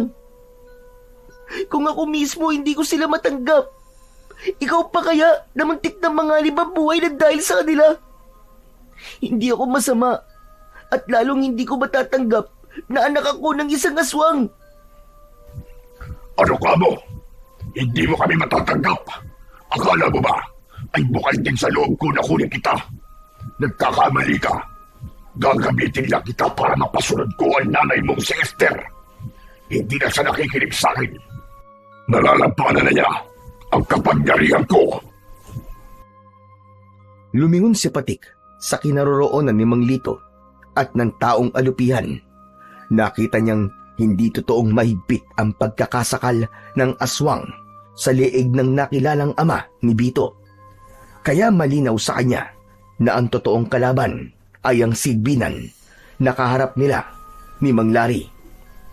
Hindi siya makapaniwala na ang nanay ni Bito ay ang taong alupian na humabol sa kanila sa kagubatan. Kaya pala, hindi nito sinaktan si Bito. Pakawalan niyo si Tatay Lito. Hindi ako sasama sa inyo. Hindi na ako makakapayag na maghari pa kayo at patuloy na pumatay ng mga taong walang kalaban-laban para sa pag-aasik niyo ng lagim. Hindi rin ako makakapayag na mabuhay ka ng masaya kasama ang lalaking yan. Isa sa inyo ang kailangang mamatay. Itinaas nito ang tridente na hawak niya sa ere. Gumuhit ang kidlat sa kalangitan at dumilim ang buong paligid. Para siyang nakakita ng totoong demonyong nakatayo sa kanilang harapan. Naramdaman ni Patik ang nanginginig na kamay ni Mang Lari. Tila nagulat din ito sa nakitang nakakatakot na anyo ng nilalang. Itinutok ni Patik ang kanyang tirador sa muka ng halimaw, kasabay ng nararamdaman niyang pag-iinit ng mutya sa loob ng kanyang bulsa. Binitiwan niya ang goma ng tirador na iwasan ng nilalang ang unang pag-atake ni Patik, habang si Mang Lito naman ay tinulungan ni Bito para makatakas sa pagkakapulupot ng taong alupian sa leeg nito. Bakas sa muka ng halimaw na napipilitan lang ito sa ginagawa. Alam na ngayon ni Patik kung ano ang ibig sabihin ng kulay puting rosas na natatagpuan sa katawan ng biktima ng aswang. Yun ay ang paghingi ng tawad at labis na pagsisisi sa nagagawa nito ng kasalanan. Si Bito ang kumilos. Kumuha ito ng malaking bato at ibinato sa sarili nitong ama. Kasabay ng muling pagbitaw ni Patik sa goma ng kanyang tirador. Tumama rin ang bato sa muka ng kalaban. Kaya naman, bumagsak ito sa lupa, ngunit muling nakabangon. Si Mang Lari naman ay agad na lumapit kay Mang Lito at iwinasiwas ang itak sa muka ng taong alupihan. Anak! Tumakas na kayo ni Bito! Bilisan nyo! Kami na ni Lito ang lalaban sa kanila! Bilisan nyo! Wag! Wag niyong ilayo ang anak ko! Tumigil ka! Wala akong ama na halimaw at masahol pa sa demonyo na katulad nyo. Nag-iisa lang ang tatay ko at yun ay si Tatay Lito. Kahit hindi niya ako minahal, mahal ko siya bilang tunay kong ama dahil inilagaan niya ako at hindi niya ako iniwan. Hindi kagaya nyo na mas inuna pa niyong gumawa ng masama kesa sa paggawa ng kabutihan. Hindi ko kayo kikilalanin na ama ko. Tila natauhan si Mang Lito sa mga sinabing yun ni Bito. Sa kabila ng nagawa nitong kasalanan kay Bito, ay ito pa rin ang pinili ng kanyang kaibigan. Kung hindi mo lang timpal ako, kikilalanin na ama mo, ay hindi rin ako makakapayag na pakinabangan ka ng iba. Mas gugustuhin ko pang mamatay ka na lang. Biglang lumiwanag ang rosas sa talim ng tridente ng halimaw at lumikhayo ng apoy. Sabay tutok sa kinaroroonan ni Bito. Dala ng takot ni Patik, tumakbo siya papalapit sa kaibigan para harangan ng apoy na tatama sa katawan ng kaibigan. Subalit naunahan siya ng taong alupihan. Iniharang nito ang katawan para kay Bito at ito ang sumalo sa apoy na dapat sana ay tatama kay Bito. Si Mang Lito, gulat na gulat sa bilis ng pangyayari. Nasunog ang kalahating katawan nito, saka bumagsak sa lupa. Bumalik sa dating anyo bilang tao si Aling Esther. Nag-aagaw buhay itong hinaplos ang muka ni Bito. Nay! Nay, bakit? Bakit niyo ba po ako'y niligtas, Nay? Nay! Umiiyak na sumagot si Aling Esther. Humingi ito ng tawad sa lahat ng pagkakamali at pagkukulang nito sa anak. Nanginginig ang kamay nitong niyakap si Bito, kasabay ng pagbagsak ng kamay nito sa lupa. Indikasyon na namatay na ang nanay ni Bito.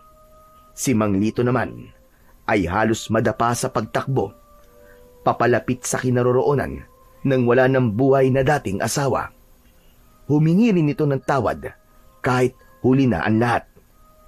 Maigpit nitong niyakap si Aling Esther habang walang patid ang pag-agos ng luha mula sa kanyang mga mata.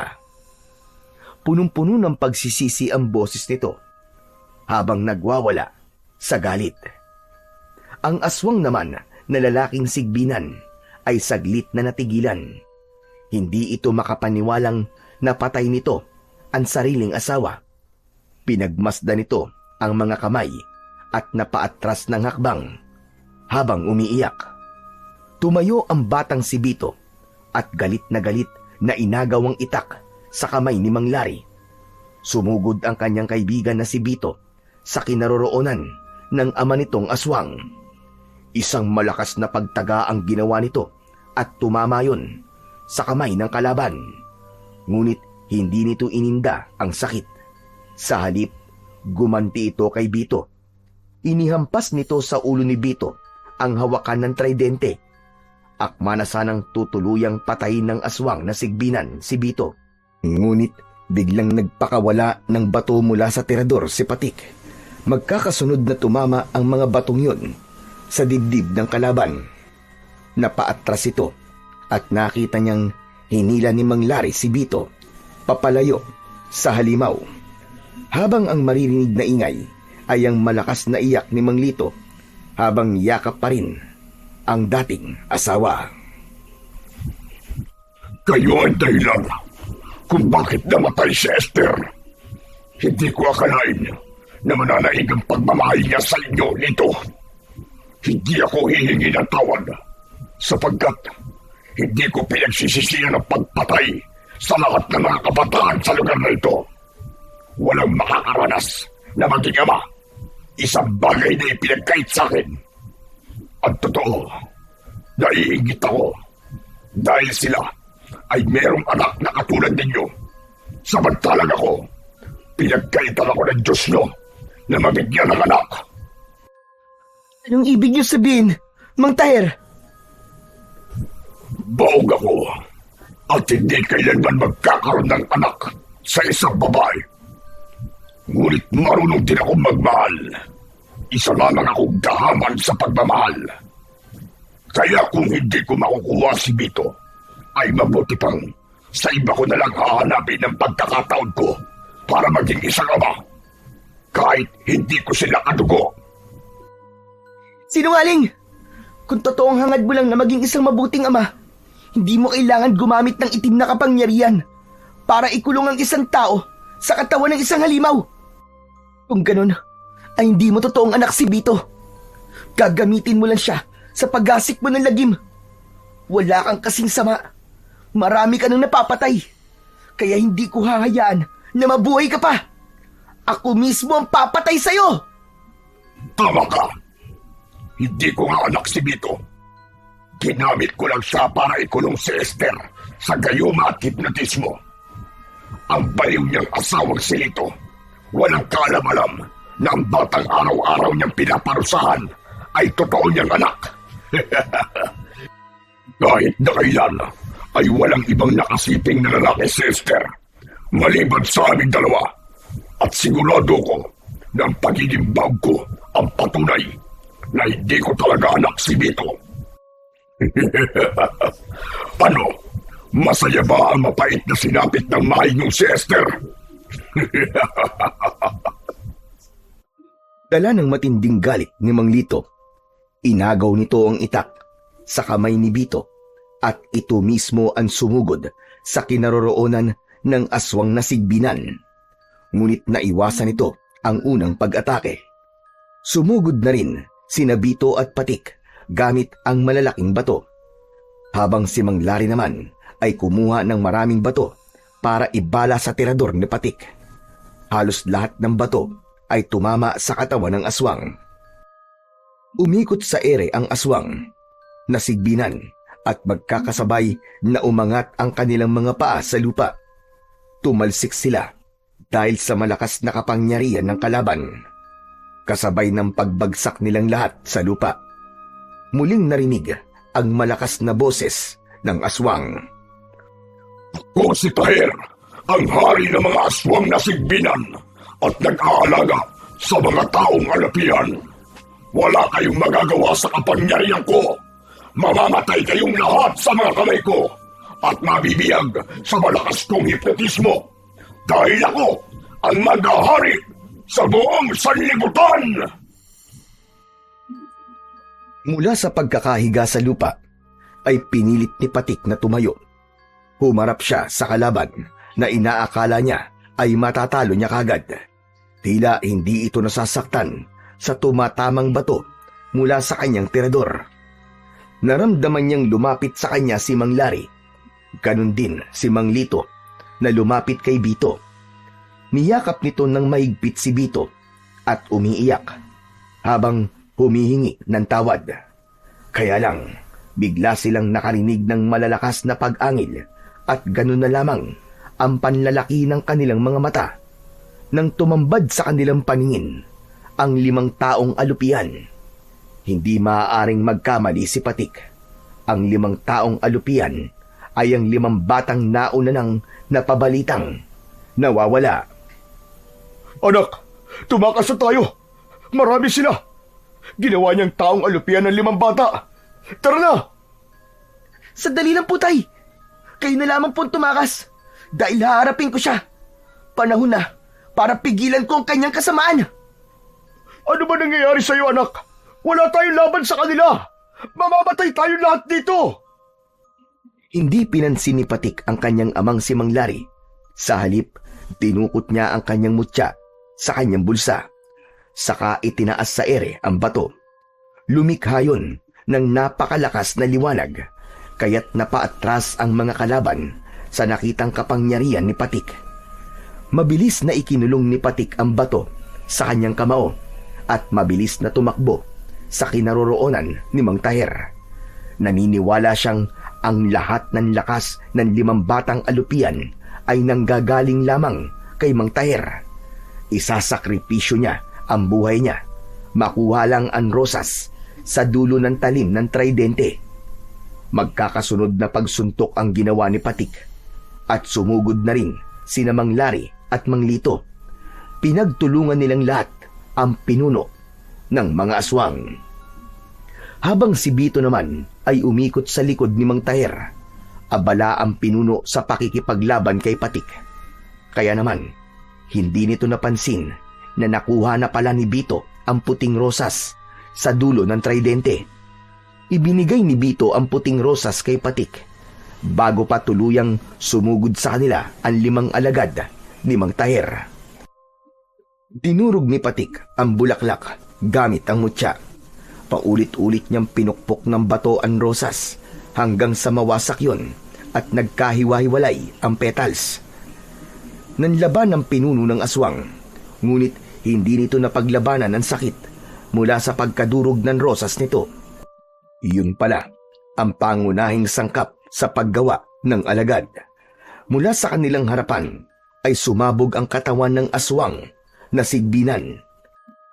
Kagaya ng pagkadurog ng bulaklak mula sa batong hawak ni Patik. Ang 5 alupian ay tangka na sanang tatakas, ngunit nilapitan ng mga ito ni Patik at sinilaw ng liwanag na nagmumula sa hawak niyang mutya. Bumalik sa dating anyo ang mga aswang. Nagtataka ang mga ito kung paano sila nakarating sa gubat. Anak, paano mong nagawa yun? Tay, dahil po sa mutya ng pawis ng puting alakdan. Puting alakdan? Hindi ba't yun ang alakdan na alaga ng mga engkanto? Paano ka nagkaroon ng ganong kapangyarihan, anak? Sabi po ni Lolo Gastor, ay ipinagkaloob daw po yun sa akin ng tagapangalaga ng puting alakdan. Sumingit sa usapan si Bito habang nakangiti. Ako yun, Patik. Ako ang pumili sa'yo. Kung natatandaan mo, ako ang nagturo sa'yo kung nasan ang tambak ng mga bato, di ba? Paraan ko lamang yun para maibigay sa'yo ang mutya nang hindi mo mahahalatang ako ang may gawa. Teka, paano nangyari yun, Bito? Hindi ko kayang sakta ng mga magulang ko. Hindi ko naman alam na si nanay lang ang totoo kong pamilya. Muntik na akong magamit para magasik ng lagim. Tsaka, alam ko na kaya mo. Kaya ikaw ang pinagkatiwalaan ko. Pambihira. Muntik na akong mamatay ah. Totoo ba talaga kitang kaibigan na? Grabe ka, Bito ha. Huwag ka na magalit, Patik. Tinulungan naman kita eh. Ako ang kumuha ng rosas. Ang ibig bang sabihin magpapasalamat pa ako sa'yo? Salamat ha. O siya. Tama na yan. Ang mahalaga ngayon ay ligtas tayong lahat. Mabuti na lang pala at sumunod kami ni Patik sa'yo, Bito. Salamat po sa inyo, Mang Larry. Nadatnan po ako ni tatay na kinakaladkad ni Mang Taher. Alam ko po ang tungkol sa pagiging halimaw ni nanay. Masakit po na mawalan ng isang ina. Ngunit, mas masakit pong makita kung gaano siya naghihirap sa paggawa ng kasamaan. Alam ko na hindi yun gusto ni nanay. Sana, matagpuan ni nanay ang katahimikang matagal niya ng pinapangarap. Kahit naiwan ako sa aking ama. Naluluwang tinapik ni Patik ang balikat ng kaibigan niyang si Bito. Kasunod ng pagyakap ng maigpit ni Mang Lito kay Bito. Umiiyak ito habang humihingi ng tawad. Si Mang Larry naman ay masayang nakatingin sa dalawa habang nakaakbay kay Patik. Ilang saglit lang ang lumipas ay nagpaalam na silang dalawa sa kanyang ama, sa mag-amang sina Bito at Mang Lito. Bakas sa mukha ng mga ito ang kasiyahan ng mapagtanto na tunay silang mag-ama. Pagkalipas ng ilang araw, magmula nang mangyari ang labanan na yon, nabago si Mang Lito. Naging mapagmahal na ama na ito at madalas ay kasama ni Mang Larry sa pagtambay sa kanilang bahay. Habang silang dalawa naman ni Bito ay palaging magkasama, kasama ng alaga nilang puting alakdan. Paminsan-minsan ay bumibisita sila sa bahay ni Lolo Gastor sa gitna ng kagubatan. Simula rin ng araw na yon ay hindi na sila gumamit ng tirador at hindi na rin sila nanguhuli ng mga ibon.